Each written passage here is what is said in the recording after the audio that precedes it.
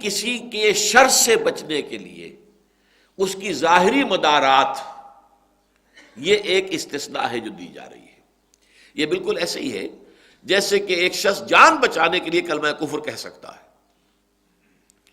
وَقَلْبُهُ مُطْمَئِنٌ بِالْإِيمَانِ، اس کا دل جو ہے اطمینان پر قائم ہو، جمع ہوا ہو، إِلَّا مَنْ أُكْرِهَ، لیکن اسے مجبور کر دیا گیا ہے کہ جان نہیں بچتی ہے اگر وہ کلمہ کفر نہ کہے۔ اور یہ واقعہ بالکل یوں سمجھیے صدر اسلام میں ہو گیا تھا، بالکل آغاز میں، جب یہ خاندان جو تھا 3 افراد پر مشتمل، حضرت یاسر اور ان کی اہلیہ حضرت سمیہ اور بیٹا عمار، ان تینوں کو جو ہے شدید ترین ٹارچر دے رہا تھا ابو جہل۔ آخر تھک گیا، ٹارچر دے دے کر خود تھک گیا۔ آخر میں اس نے کہا اچھا بھائی ایک دفعہ کہہ دو کہ میرے اس بت جو ہے اس میں بھی کچھ ہے، یہ بھی کچھ ہے، اس کی بھی کوئی حقیقت ہے، ایک دفعہ کہہ دو کہ میں چھوڑ دوں گا۔ حضرت سمیہ نے انکار کر دیا، تھوک دیا، برچھا مارا ہے ان کی شرمگاہ میں، شہید کر دیا۔ حضرت یاسر نے انکار کر دیا، 4 سانڈ اونٹ منگوا کر، اور ان کے ساتھ رسے بندھے ہوئے تھے، ایک کے ساتھ ان کا ایک بازو باندھا، دوسرے کے ساتھ دوسرا بازو، تیسرے کے ساتھ ایک ٹانگ، چوتھے کے ساتھ دوسری ٹانگ، دوڑایا ہے تو جسم کے پرخچے اڑ گئے۔ لیکن جو نوجوان تھا عمار، اس سے برداشت نہیں ہو سکا، اس نے کلمہ کفر کہہ کے جان بچا لی۔ لیکن یہ کہ پھر اس قدر شدید اس کے اوپر طاری ہوئی ایک کیفیت کہ یہ میں کیا غلط کام کر بیٹھا ہوں، پچھتاوا طاری ہوا۔ انہوں نے اپنے آپ کو ایک ستون سے باندھ لیا کہ اب حضور ہی اگر آ کر یہاں سے مجھے کھولیں گے تو میں کھولوں گا، ورنہ میں اسی طرح جان دے دوں گا۔ تو حضور صلی اللہ علیہ وسلم آئے اور آپ نے کھولا، کہا ٹھیک ہے یہ بھی جائز ہے، جان بچانے کے لیے کلمہ کفر کر دینا جائز ہے۔ اب یہ واقعہ تو ہے مکی دور کے بھی آغاز کا، سمجھیے کہ 4واں 5واں سال ہوگا حضور پر وحی کی آمد کو۔ اب آیت بعد میں آئی ہے، وہ شخص کے جو مجبور کر دیا جائے، وَقَلْبُهُ مُطْمَئِنٌ بِالْإِيمَانِ، بشرطے کہ اس کا دل اطمینان پر قائم ہو، تو اس کے لیے معافی ہے۔ اسی طرح یہ ہے کہ اگر آپ اہل باطل کا کوئی ایسا غلبہ دیکھیں کہ ان کے شر سے بچنے کے لیے ظاہری مدارات، لیکن یہ نہیں کہ آپ جھوٹ بولنے لگ جائیں، آپ اپنے عقائد کے خلاف عقائد کا اظہار کرنے لگے۔ یہاں یہ سمجھیے جو انگلی رکھنے کی جگہ تھی اس کو ایک پورے فلسفے کی جڑ اور بنیاد بنا لیا ہے اہل تشیع نے۔ اب ان کا کہنا یہ ہے کہ حضرت علی رضی اللہ تعالی عنہ نے گویا کہ یوں سمجھیے کہ 24 برس تک تو تقیہ کیے رکھا، چھپائے رکھا اپنے دل کے اندر، حالانکہ انہیں نفرت تھی ابو بکر سے، عمر سے، عثمان سے، تعاون کرتے رہے، معاذ اللہ ثم معاذ اللہ۔ یہ حضرت علی کی تعریف نہیں ہے، مدح نہیں ہے، تو بڑی توہین ہے ان کی۔ اسد اللہ و رسولہ، اسد اللہ الغالب علی ابن ابی طالب رضی اللہ تعالی عنہ، یہ اس کا کیسے ہم تسلیم کر لیں؟ تو یہ تقیہ کو فلسفہ بنا لینا ہوتا ہے۔ قرآن مجید نے ایسی جگہ بھی رکھی ہے، اور یہ اس کا ایک یوں سمجھیے کہ مستقل اسلوب ہے کہ ایسے مواقع بھی ہیں کہ جہاں غلط لوگوں کو بھی کچھ غذا مل سکتی ہو، کہ اگر ان کے اندر دلوں میں کجی ہے تو اس کی وجہ سے وہ اس کجی کو جو ہے اور اس کو تقویت حاصل ہو جائے۔ اسی لیے سورہ بقرہ کے 3 رکوع میں کہہ دیا گیا تھا یضل بہ کثیرا ویہدی بہ کثیرا، اللہ تعالیٰ اسی قرآن کے ذریعے سے بہتوں کو گمراہ کرتا ہے اور اسی کے ذریعے سے بہتوں کو ہدایت دیتا۔ تو ایسی چیزیں اللہ نے رکھی ہوئی ہیں کہ جس سے گویا کہ وہ جس کو ہم کہتے ہیں آئونائز ہو جائے پورا، یہ آئن پازیٹیو ادھر چلے جائے، نیگیٹو ادھر چلے جائے۔ یہ پولرائزیشن جو ہے اس کا ہونا، اس کے لیے ظاہر بات ہے کہ 2 پولز ہونے ضروری ہیں، نیگیٹو اینڈ پازیٹیو پولز ہوں گے تو ان کی طرف جو ہے وہ پازیٹیو اور نیگیٹو آئنس جائیں گے۔ اس حوالے سے یہ آیت جو ہے اس کا بہت غلط استعمال ہے کہ جو کیا گیا ہے۔ البتہ یہ ضرور ہے کہ ظاہری مدارات کی حد تک کسی شخص کے ساتھ اچھا برتاؤ کر لینا، اس کے شر سے اپنے آپ کو محفوظ رکھنے کے لیے کسی وقتی اور عارضی سی کیفیت کے اندر اس کا جواز ہے، جیسے کہ اس سے کہیں آگے بڑھ کر زبان سے کلمہ کفر ادا کر کے بھی اگر جان بچانے کے لیے وہ مجبوری ہو گئی ہو تو وہ جائز ہے۔ وَيُحَذِّرُكُمُ اللَّهُ نَفْسَهُ، اور اللہ تمہیں ڈراتا ہے، خبردار کرتا ہے اپنی ذات سے۔ یہ آیت اس اعتبار سے بہت عجیب ہے کہ اس میں اللہ کے لیے بھی لفظ نفس آیا ہے۔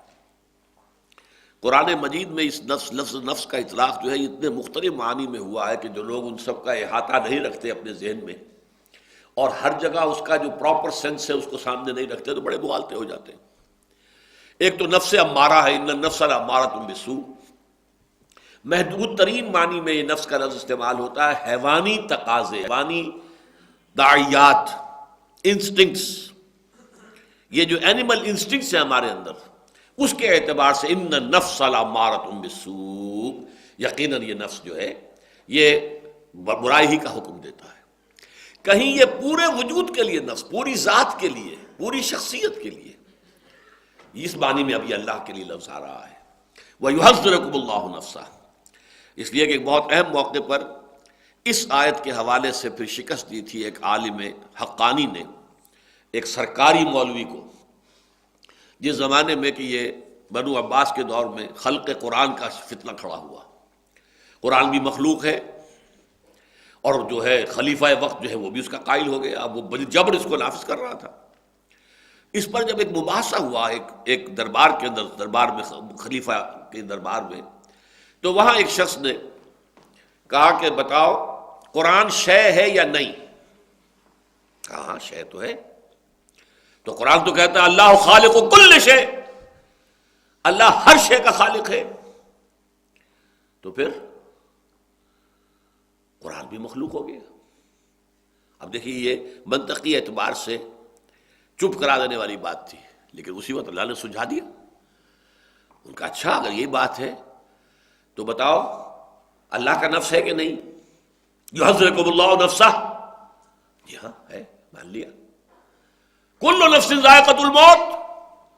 ہر نفس کو موت کا مزہ چکھنا ہے، اس کا مطلب اللہ کو موت آ جائے گی، چپ ہو گئے۔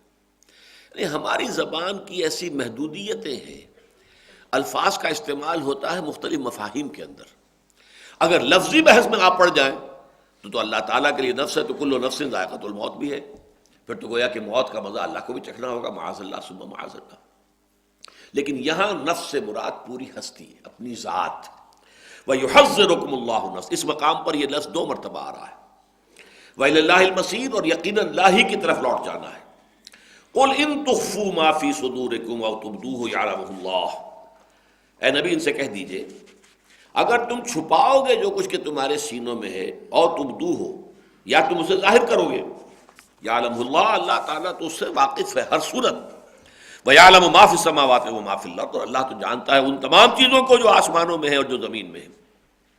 وَاللَّهُ عَلَىٰ كُلِّ شَيْءٍ قدیر، پھر وہی لفظ کل ہے، اللہ ہر شے پر قادر ہے۔ اب یہاں بھی اگرچہ یہ مضمون سورہ بقرہ کے آخر میں بھی آیا تھا، للہ ما فی السماوات وما فی الارض وان تبدوا ما فی انفسکم او تخفوہ یحاسبکم بہ اللہ، جو کچھ تمہارے سینوں میں ہوتا ہے چاہے تم چھپاؤ اور چاہے تم ظاہر کرو، اللہ اس کا محاسبہ کر کے رہے گا۔ اور اس پر میں نے آپ کو بتایا تھا کہ صحابہ کرام بہت سخت پریشان ہو گئے تھے، بہت سخت پریشان ہو گئے تھے، اس لیے کہ انسانوں کے اندر دلوں میں اور سینوں میں تو وسوسے آتے رہتے ہیں، ان کے اوپر ان کو اختیار نہیں ہے۔ صحابہ آ کر کہتے تھے حضور ایسی ایسی باتیں ہمارے دل میں آتی ہیں کہ ان کو زبان پر لانے سے زیادہ ہم اس کو بہتر سمجھتے ہیں کہ ہمیں زندہ آگ میں جلا دیا جائے۔ حضور نے فرمایا اچھا تم واقعی ایسی کیفیت محسوس کرتے ہو؟ کہ جی۔ فرمایا یہی تو عین ایمان ہے، یعنی ایمان کے منافی بات کو تمہارے دل میں شیطان نے ڈال دی ہے، لیکن تمہارا ایمان اتنا ریزنٹ کر رہا ہے اس پر، اس قدر اسے رد کر رہا ہے، اس قدر اس کے اوپر پرٹربڈ ہے کہ وہ اپنے آپ کو ہلاک کرنے کے لیے جو ہے انسان تیار ہو رہا ہے بجائے اس کے کہ اس بات کو زبان پر لائے۔ تو میں نے وہاں آپ کو سنایا تھا، امام راضی رحمۃ اللہ علیہ نے یہ روایت کیا ہے ابن عباس رضی اللہ تعالی عنہما، قال لما نزلت هذه الآیہ، جب یہ آیت نازل ہوئی، وَإِن تُبْدُوا مَا فِي أَنفُسِكُمْ وَتُخْفُوهُ يُحَاسِبْكُم بِهِ اللَّهُ، جاء ابو بکر وعمر وعبد الرحمن بن عوف ومعاذ والناس من النبی الى النبی صلی اللہ علیہ وسلم،